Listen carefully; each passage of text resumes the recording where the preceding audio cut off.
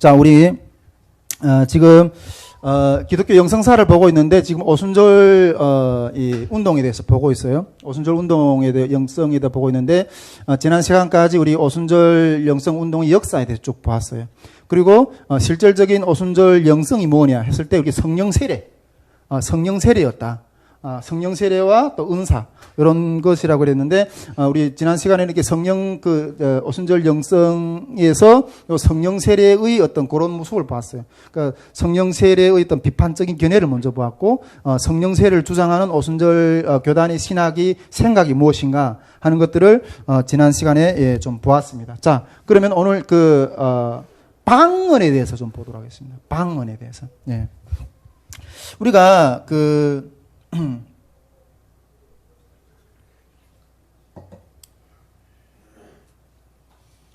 우리가 이 고전적 오순절, 여기 이 오순절 운동이든 고전적 오순절, 신오순절, 제3물결 이런 양상들이 있다고 이랬잖아요. 근데 여기서 이 방언에 대해서 이야기할 때 이 고전적 오순절에서는 어떻게 말하는가 하면 이 방언은 이게 다른 기적 은사들도 많이 나타났지만은 요 방언이 성령 세례의 표징이라고 강조하고 있어요. 요 고전적 오순절에서는 그렇게 강조하고 있는데, 그러나 요 신오순절이나 요 제3의 물결에서 말하는 거기에서는 성령 세례의 표징으로서 다른 은사들도 인정을 해요. 다른 은사들도 인정하거든요. 그런데 오늘은 요 방언만 우리가 좀 이렇게 들여다볼 건데.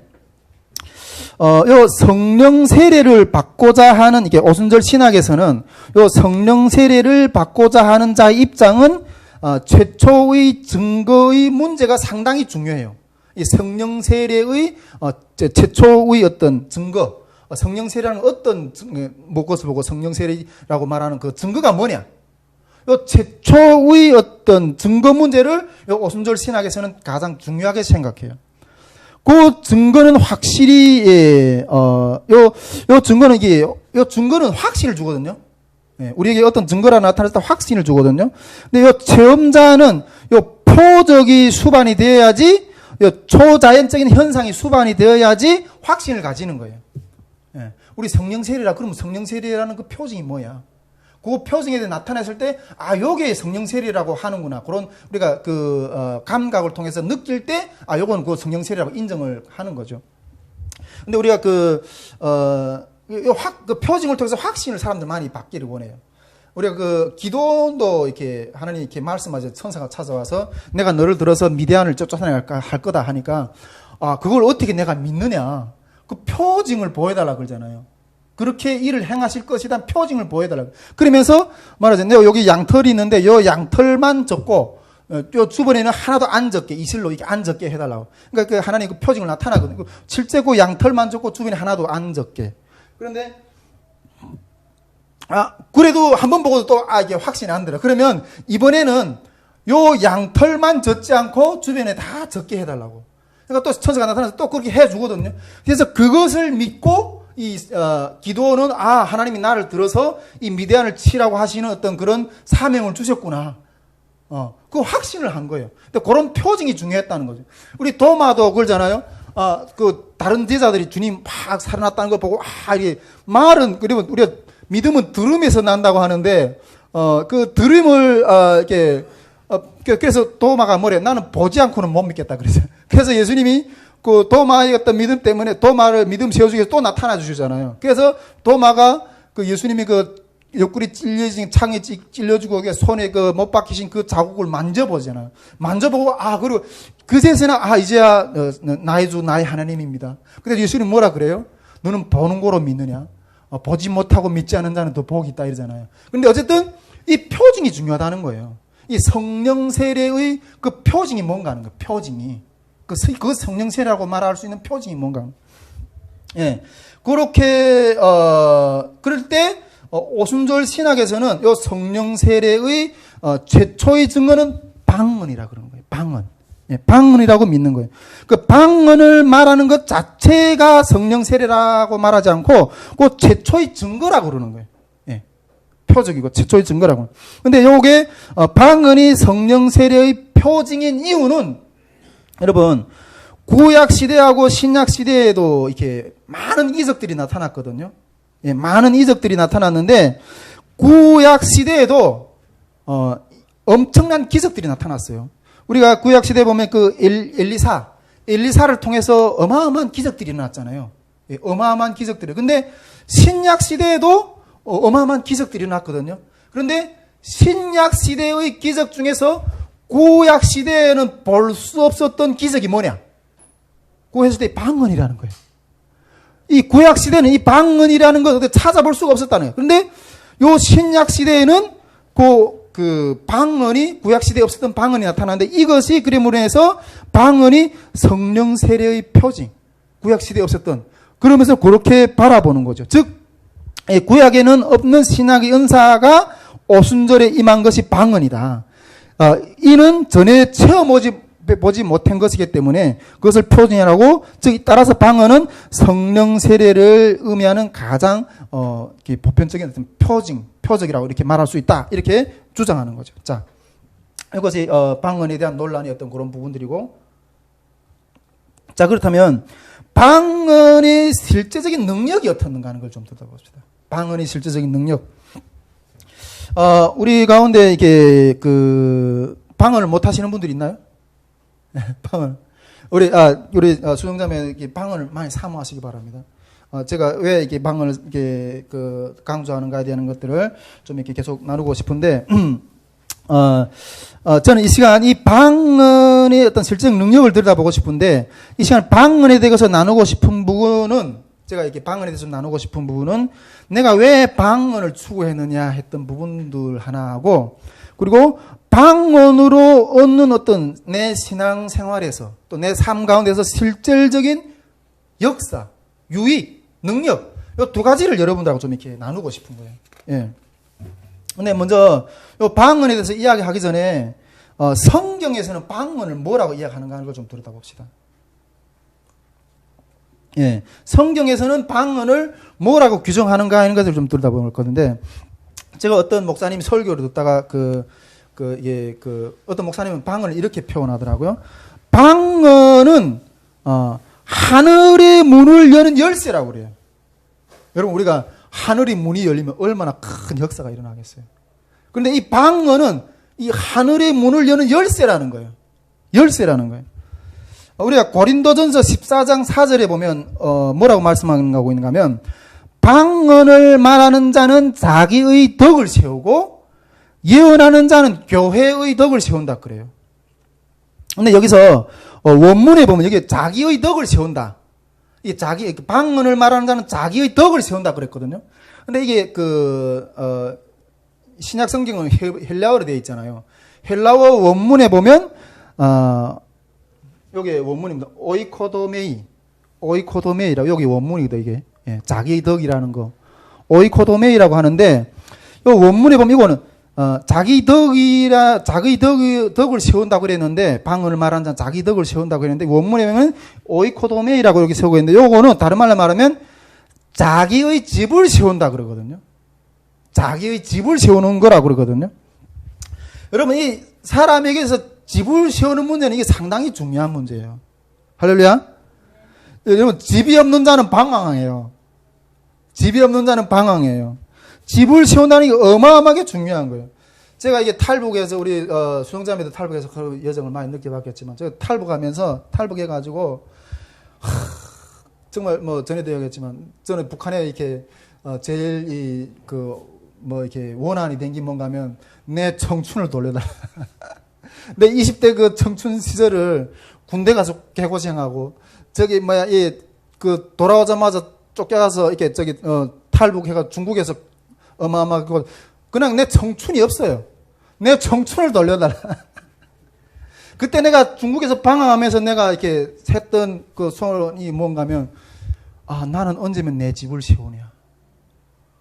여러분, 가정에서 다 이렇게 나와서 부모들이 축복을 받아서 결혼을 하고 자녀를 낳고 이렇게 그게 자기를 세우는, 집을 세우는 그 과정이거든요. 그때 이 방황하는 사람들은 자기의 집이 없어요. 여러분, 자기 집이 있어야지 누워서 편안하게 잘 곳, 쉴 곳, 집이 있어야 돼요, 사람이. 할렐루야? 예, 야곱이, 라반이 집에 가서 몇 년을 봉사해요? 20년을 봉사하잖아요. 그러면서 자기 삼촌한테 질문했던 말이 뭐예요? 나는 언제면 내 집을 세우는가 하고, 내가 삼촌이 집에서 노예로만 이렇게 봉사하고, 나는 내 집을 언제 세울 건가? 이렇게 이야기하잖아요. 여러분, 사람에게서 집을 세운다는 건 이게 어마어마하게 중요한, 내 집이 있어야 돌아갈 곳이 있고, 쉴 곳이 있고, 어디 나가서 저도 내 집이 있어야지, 그가서 쉴 수 있다니까요. 할렐루야. 사람마다 다 자기 인생의 집을 세우려고 노력을 하고 있어요. 예. 태어나서, 나중에 부모님 슬하해서 막 자라다 학교 가고, 또 대학 가고, 남자들은 군대 가고, 군대 나오면 또 직장 가야 되고, 결혼해야 되고, 자녀를 낳고, 이게 노후에 은퇴를 해서 뭐 해야 되고, 노년에 또 어떻게 이게 다 집을 세우는 과정이잖아요. 근데 이게 무너졌다는 건 북한은 그것이 무너진 사회예요. 가정이 무너지고, 다 그런 무너진 사회예요. 내가 이 집을 세운다는 어떤 의미를 강조하기 위해서 이렇게 이야기를 하는데, 여러분, 근데 이 본문에서 말하는 이 집, 우리가 이게 오이코도메이라는 거는 이게 자기 집을 세운다 그러잖아요. 근데 이 본문에서 말하는 이 집은 요런 집의 개념하고는 좀 달라요. 그런데 이 집은, 여러분, 우리가 말하는 이 집은 이게 더 1차적으로 본질적으로 신앙의 집이고 구원의 방주를 짓는 집이에요. 할렐루야? 그런데 여러분, 우리가 내 영혼이 잘됨 같이 내 육체가 잘 되리라 이러잖아요. 근데 여러분, 이 영적인 집이 잘 지어야지 육체의 집도 잘 지어져요. 할렐루야? 예. 그런데 이 집을 세우는 문제라는 거예요. 본질. 이 방언을 하는 자는 이 집을 세운다는 거예요. 할렐루야? 여러분, 이거 어마어마한 축복이에요. 그런데 이 집을 세우려면 뭐가 세워져야 되는가 하면, 여러분, 심령이 세워져야 돼요. 할렐루야? 우리 심령이 강해야지 집을 세울 수가 있어요. 여러분, 세상도 적자 생존이에요. 이 자본주의 이 세상에도. 내가 정말 강력한 유전자를 가진 자만 살아남아요. 힘이 없는 자는 뒷밥해요. 힘이 없는 자는 이 집을 세울 어떤 겨를도 없이 그냥 밟혀버려요. 세상에서도 집을 세우려면 강해야 돼요. 할렐루야? 예. 그런데 여러분, 이 구원의 방주를 세우는 것도, 집을 세우는 것도 강해야 세울 수 있어요. 왜? 영적인 세계거든요. 이 사단이 우리 집을 세우려고 가만히 놔두겠어요? 걔하고 싸워서 이겨야지 이 집을 세울 수 있어요. 할렐루야? 예. 그래서 제가 오늘 이 은사를 통해서, 이 방을 통해서 내 집을 어떻게 세우는가 하는 것도 좀 나누고 싶은 거예요. 여러분, 이거는 삶의 정말 실질적인 비밀이에요. 여러분, 그래서 예배가 중요한 거예요. 제가 왜 이 방언을 본질적으로 저는 보통 기도하면 방언으로 해요. 방언으로 그냥 이렇게 하거든요. 방언으로 2시간, 보통 목표는 2시간 이상 하고, 제가 내년도부터는 2시간 이상씩 하려고 계속 계획을 하거든요. 그 방언 기도의 어떤 영역이 넓어질수록 우리가 그만큼 그릇이 넓어지는데, 근데 왜 제가 이 방언을 추구하게 된 계기가 있었어요. 예. 그것은 어떤 계기인가 하면, 이게 하나님의 집에서 쫓겨난 경험을 한 부터였어요. 제가 이 이야기는 우리가 또 유튜브에 다 있어요. 우리 집회 때 이 하나님이 집에서 내가 어떻게 쫓겨나는가에 대한 간증을 한 거 있어요. 우리 수종자매도 봤지만은 우리 인천 제2교회에서도 제가 쫓겨났거든요. 근데 그때도 어마어마하게 힘들었어요. 그게 내가 두 번째로 하나님 앞에서 쫓겨난 경험을 한 거예요. 그때 제가 쫓겨난 경험을 했는데, 그때부터 내가 심각하게 고민했어요.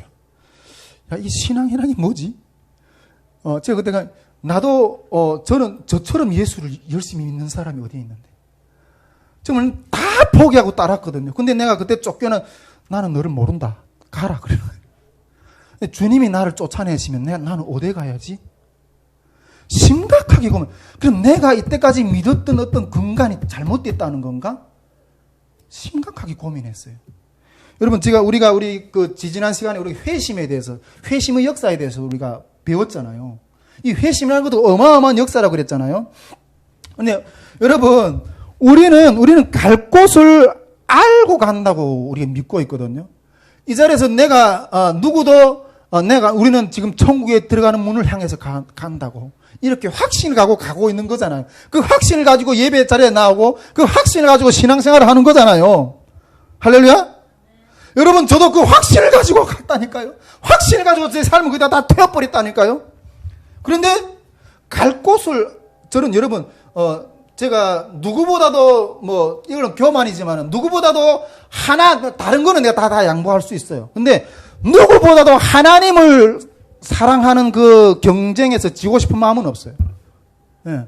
누구보다도 하나님을 내가 코피 터지면서 흘리면서 그렇게 주님을 사랑했는데, 그렇게 해서 했는데 쫓겨나는 경험을 한 거예요. 아니, 내 같은 사람이 못 가면 누가 들어가지?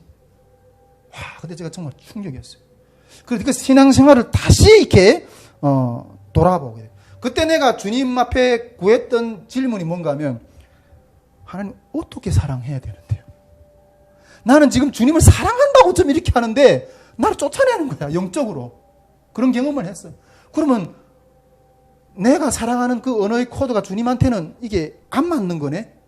나는 어떤 지체를 사랑하는데 그 지체 입에는 내 사랑의 언어가 맞지 않아. 그럼 내가 그때 밤을 어떻게 사랑해야 되나요? 이걸 질문했어요. 이걸. 어떻게 주님을 따라가야 됩니까? 나더러 주여 주여 하는 자가 다 들어갈 것이 아니라 오직 아버지의 뜻대로 행하는 자라야 들어간다 그랬거든요. 그 뜻대로 행한다는 게 뭔가 하는 거예요. 여러분, 제가 어떤 그 목사님이 이게 설교하면서 그렇게 호소하는 걸 들었어요. 대한민국의 어머니들이여 기도를 멈춰라, 이런 거예요. 대한민국의 어머니들이여 기도를 멈춰라. 얼마나 어머니들이 기도를 많이 해요. 여성들이 기도를 많이 해요. 근데 대한민국의 어머니들이여 기도를 멈춰라는 거예요. 당신들이 한국 교회를 망치고 있다. 기도를 멈춰라. 여러분, 기도로 우리가 살아나는 거잖아요. 그런데 그 기도를 멈춰라. 역설적으로. 당신들이 기도가 대한민국 교회를 망치고 있다. 당신들은 무엇을 구하고 있는가? 오직 자기들이 욕심을 하나 더 구하고 있다는 거예요. 여러분, 그렇게 썰렁하다가 무슨 고시? 이게 애들 그런 건 뭐라 그래요? 검정고시 이게 수능 시험 치고 할 때는 교회들이 꽉꽉 차고 넘쳐요. 교회들도 넘치고 절에도 넘치고 불교에도 넘치고 천주교에도 넘치고 이래. 뭘 구하고 있어요? 내 새끼를 잘 되게 해달라고, 내 사업이 잘 되게 해달라고. 그걸 다. 여러분, 십자가의 눈물을 위해서 주님이 나라에서 구하는 기도는 없고, 제가 지지난 시간에 기도하는데, 하나님 아버지의 나라를 위해서 우는 자들을 좀 세워달라고. 그 기도가 갑자기 나와. 자기 욕심을 구하는 거예요. 불교하고 뭐가 달라요? 타종교하고 뭐가 달라요? 욕심으로 자녀가 잘 되고 사업이 잘 되고 직장이 되고 좋은 결혼을 하게 달라고. 여러분, 세상하고 다른 것이 무엇이에요? 여러분, 자녀들 위해서 기도하지 말란 말이 아니에요, 이게. 할렐루야? 하나님의 뜻을 구하는 거예요. 제가 그때부터 기도의 패턴이 달라졌어요. 기도의 패턴이 달라졌어요. 실질적인 문제를 구하지 않아요, 제가. 예. 원래 지금도 우리 그렇지만은 아내를 위해서 기도한다든가, 딸을 위해서 기도한다든가, 북한 선교를 위해서 기도한다든가. 제가 먼저 기도할 때 그걸 구하지 않아요. 당연히 북한 선교를 위해서 이렇게 사명 부르심을 받는, 당연히 북한 선교를 위해서 기도해야죠. 근데 저는 그런 것을 먼저 내놓고 하잖아요. 예. 우리가 외형적으로 우리가 딱 봤을 때 우리 가정이 어렵잖아요. 삶이 어렵잖아요. 지금 각각 다가오고 있는 어떤 그런 참 문제들 있잖아요. 그런데 어떤 그런 것들을 볼 때 우리는 당연하게 하나님 이 문제를 해결해 주십시오. 이렇게 나올 수밖에 없는 거예요. 이렇게 나올 수밖에 없는 거예요. 그런데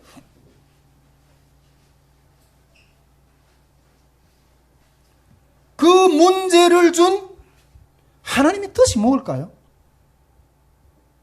우리 가정이 어렵고 내 삶이 어렵고 그 문제가 닥친 하나님 뜻이 뭘까요?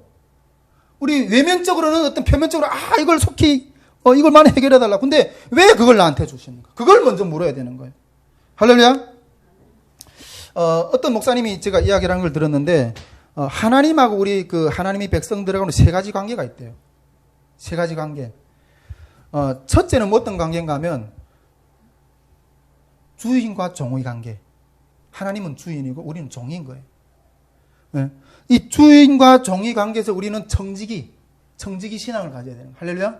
주님이 시키는 것을 우리는 순종해야 되는 어떤 그런 청지기, 어떤 그런 요게 가장 초보적인 단계래요. 두 번째는 어떤 관계인가 하면 자녀의 관계예요. 할렐루야. 우리는 하나님이 자녀예요.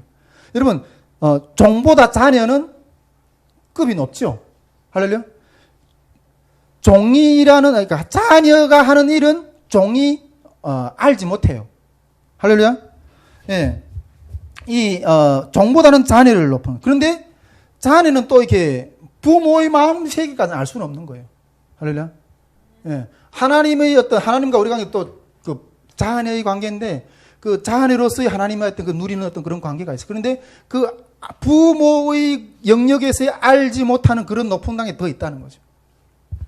그리고 또 세 번째 관계는 뭐라고 말하는가 하면 신부라고 그러잖아요. 우리가 교회하고 하나님 우리가 신부의 관계라고 그러잖아요. 하나님과 우리 백성들의 관계는 우리가 여러분 신부라는 것은 은밀한 것까지 다 나눠요.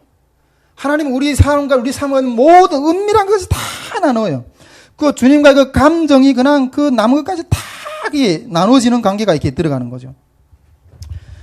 그때부터 딱 들였을 때 이거 때문에 현상에 매이지 않아요. 지금 내가 가정이 어렵잖아요. 우리 삶의 어떤 그런 부분이 어렵잖아요. 근데 그래서 본질적으로 딱 반응이 올 땐 그걸 해결해달라. 팍 이래요. 근데 우리가 여러분 우리 삶의 그 모든 영역이 하나님의 통치 영역 안에 있는 것을 믿습니까? 그 통치의 영역 안에 있는 하나님이 왜 그걸 나한테 주셨을까요? 그 아픈 걸 굳이 누가 제 새끼한테 그 아픈 상처를 줄 부모가 누가 있어요?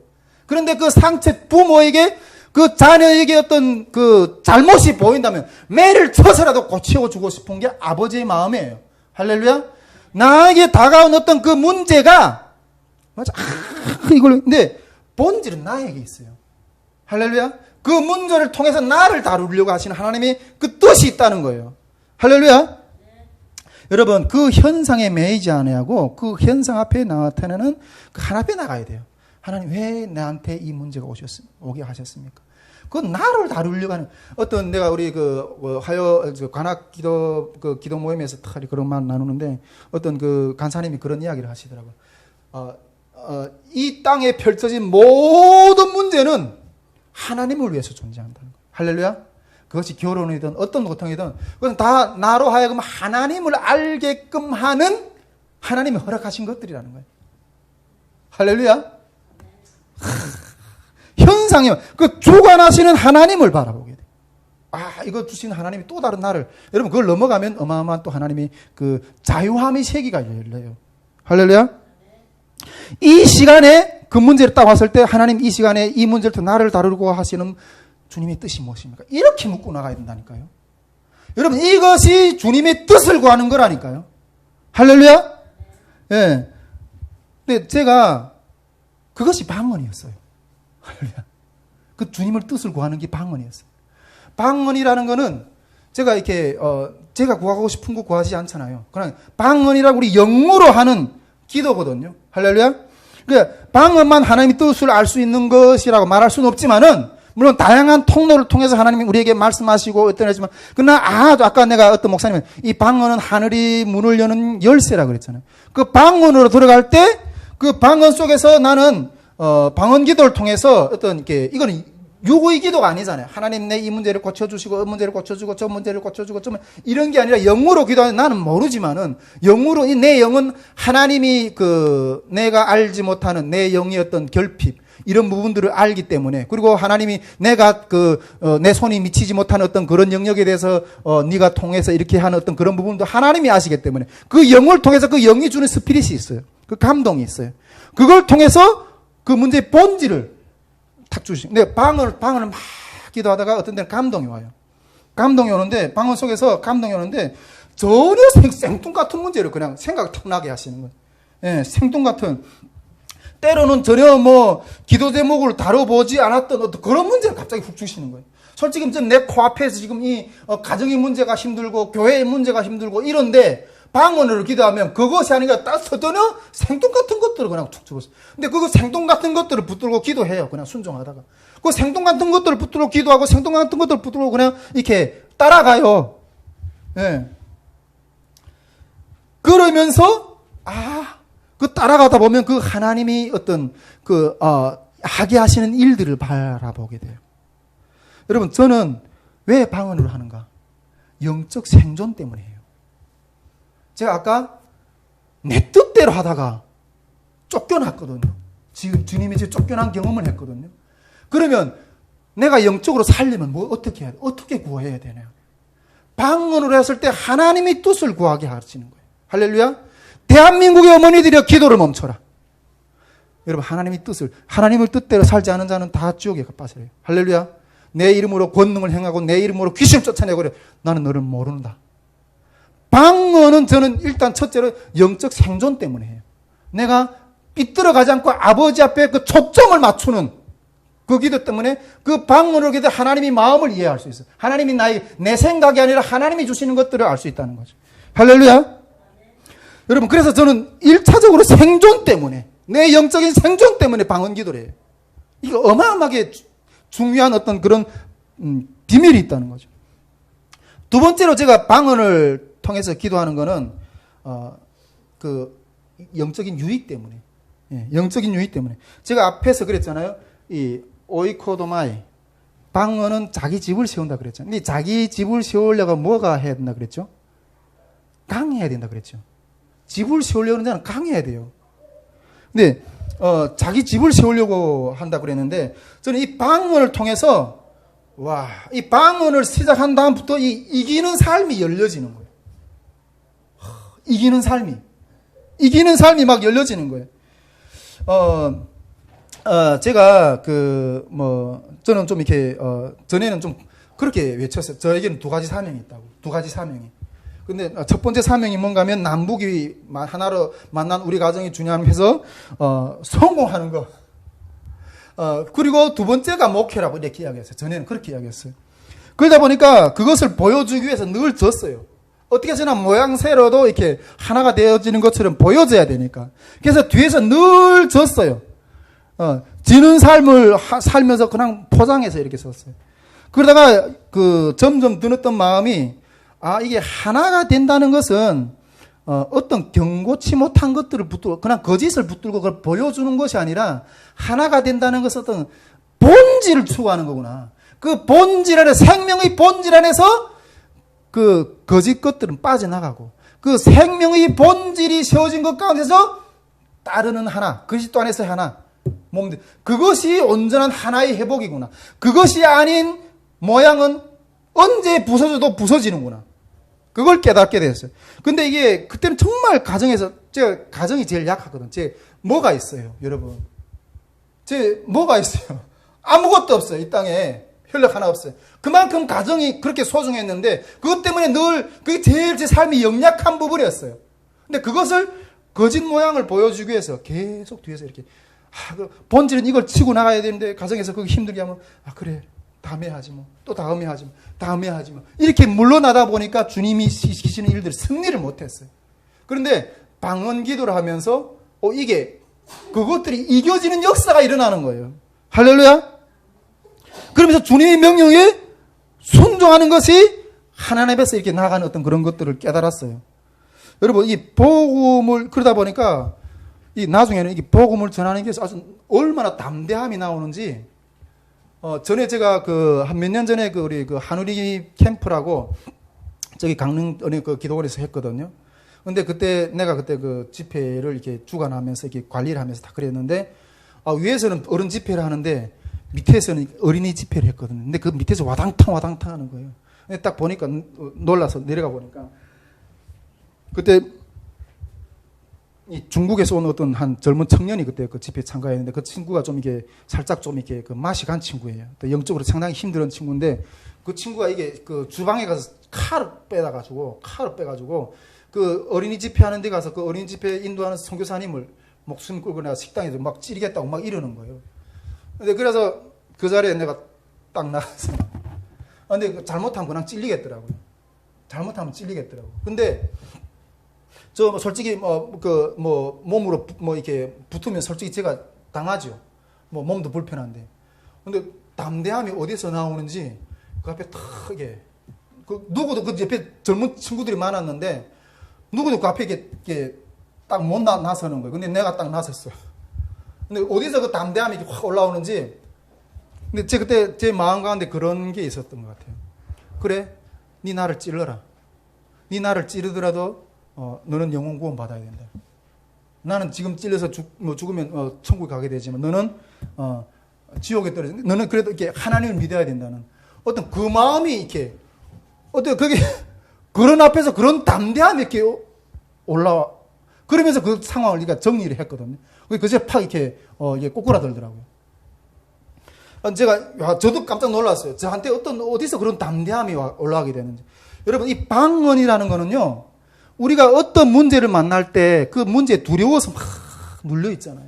그 피해가고 막 이러잖아요. 근데 담대함을 주세요. 여러분, 그 여호수아에게 가나안 땅을 점령하라고 했을 때 여호수아에게 뭐라고 그래요? 강하고 담대하라. 강하고 담대하라. 담대한 자는 여러분 땅을 얻습니다. 할렐루야. 여러분, 집을 세우려면 강해야 된다 그랬잖아요.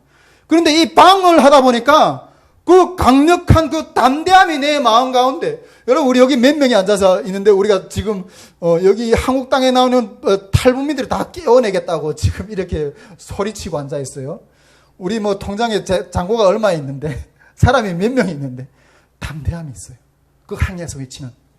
여러분, 은사주의 어쩌고저쩌고 하는데, 여러분, 이런 것들은 이게 방언 같은 이게 은사들을 통해서 우리의 삶이 실질적으로 우리가 상담 심리학에서 뭔가 이렇게 사람이 어떤 굴곡이 있다 그러잖아요. 저도 옛날에 그랬어요. 한 며칠이 좋았다가는 확 이랬다가 깊은 수렁에 빠졌다. 또 다시 조금 발짝 좋았다가는 또 정말 저도 옛날에 그랬다니까요. 여러분들도 그런 모습 있죠. 정말 결단해도 3일을 못 갔어. 쟁개비 버럭버럭 끓든. 그래서 이게 그 일반 심리학에서 이런 굴곡이 있으니 감정 기복이 있으니까 그때는 그럴 거다 이렇게 말짱 거짓말이에요. 이게 올라가다가 이렇게 내려오는 그 사단이 방언으로 기도하면 이 골목 어디서요 그냥 치고 나가는 거예요. 그 시편 20편 내가 사망의 음침한 골짜기를 거닐지라도 내가 두려워하지 않은 것은 내가 나를 준 목자가 나를 안위하심이니라. 그 어둠을 치고 나갈 수 있는 그 힘이 나온다니까요. 할렐루야. 이 방언, 이 실질적인 우리 삶의 유익이라는 거예요. 방언을 많이 하시기 바랍니다. 나중에 우리 그 회복학교 때 그런 것들을 이게 훈련 실제 어떤 그런 것들을 하고요. 살고 싶으면 오세요. 그럼 비로소 오라고 하잖아요. 우리는 몇 명이 안 해도 그냥 살고 싶은 자들 오라고. 어떤 사람들 여기는 몇 명이 없네. 없어도 좋아요. 생명을 가진 자 두 사람만 앉아 있어도 한 사람만 앉아 있어도 여러분 바알 같은 사람이 하나 일어나고 온 세계를 뒤집어 놨어. 할렐루야. 하나님은 우리에게 좋은 것으로 주기를 원하시는 분들입니다. 하나님이십니다. 그 하나님은 우리에게 여러분 너희가 악한 자랄지라도 좋은 것을 줄 줄 알거든. 제 새끼한테 좋은 것을. 하나님이 우리에게 주시려고 하는 그 복들 지금 이만큼 쌓아놓고 있어요. 우리가 믿음이 없어서 그걸 취하지 못해요. 그 취하는 길을 우리가 지금 말씀드리고 있는 거예요. 그 훈련을 시키겠다는 거예요. 누구래요? 다스리는 자가 돼야지. 맨날 여러분 세상에 태어나서 한 번밖에 없는 이 인생. 그냥 찌질찌질해서 삶을 살다가 그냥 죽을래요? 주님의 왕의 자녀답게 그 왕이 주시는 그 보호자 함께 우리 계시록 이제 성경적 시간에 보일 텐데 주님과 함께 1000년 동안 왕노릇 한다고. 야, 왕노릇을 해야 돼요, 여러분. 왕노릇을 해야 돼요. 그 훈련을 같이 합시다. 그런 비전이 있습니다. 예, 오늘 이 정도로 나누고요. 같이 이 시간 함께 기도하기를 원합니다. 이제 음악을 좀 틀어주시고.